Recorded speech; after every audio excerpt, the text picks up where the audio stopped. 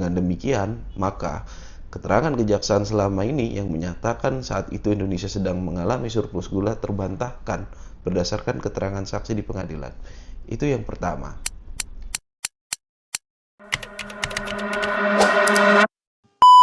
Assalamualaikum warahmatullahi wabarakatuh, rekan-rekan semua. Sebelum kita memasuki sidang pemeriksaan saksi selanjutnya, ada beberapa hal yang akan saya sampaikan sebagai bagian dari resume atas beberapa keterangan saksi yang sudah menjadi fakta di pengadilan.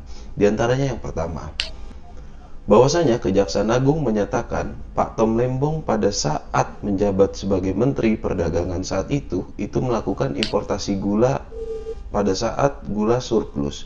Faktanya berdasarkan keterangan saksi bahwa saat itu tidak ada surplus gula.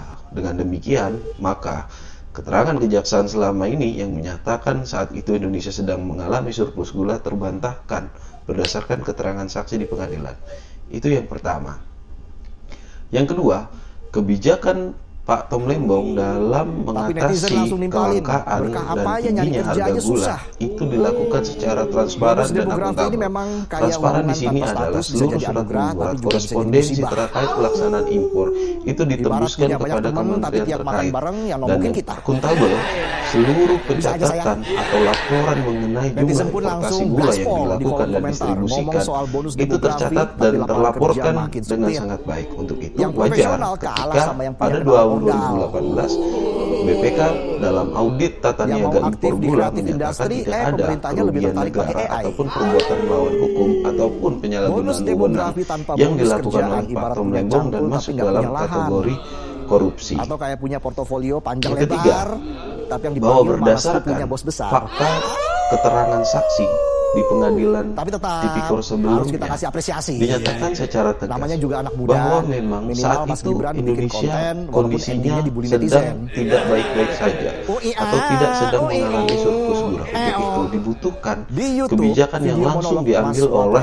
Menteri Perdagangan saat itu, yaitu Pak Tom Lembong. Kalau kondisinya sedang baik-baik saja, maka persetujuan impor cukup diberikan oleh Dirjen.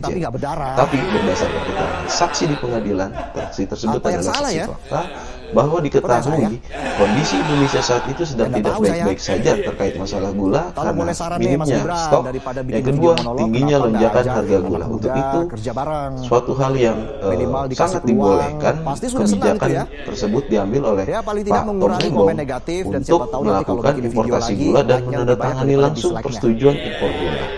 Dan hal ini sudah terekam secara jelas, ya, sesuai keterangan saksi-saksi di pengadilan. Hal ini sudah terekam secara jelas dalam dokumen audit BPK pada tahun 2018 terkait tata niaga impor.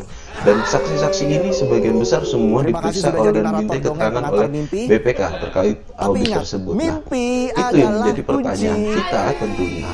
Mengapa BPKP bisa menerbitkan audit yang menyatakan adanya perbuatan melawan hukum dan menimbulkan kerugian negara yang dilakukan oleh Pak Tom Lembong? Ini sayangnya sampai saat ini kita belum diberikan hasil audit tersebut atau salinan dari audit tersebut. Untuk itu kita tetap nantikan audit tersebut, tetap kita tunggu dan akan kita pelajari. Kepada seluruh masyarakat yang selalu mensupport Pak Tom Lembong, kami ucapkan banyak terima kasih. Assalamualaikum warahmatullahi wabarakatuh.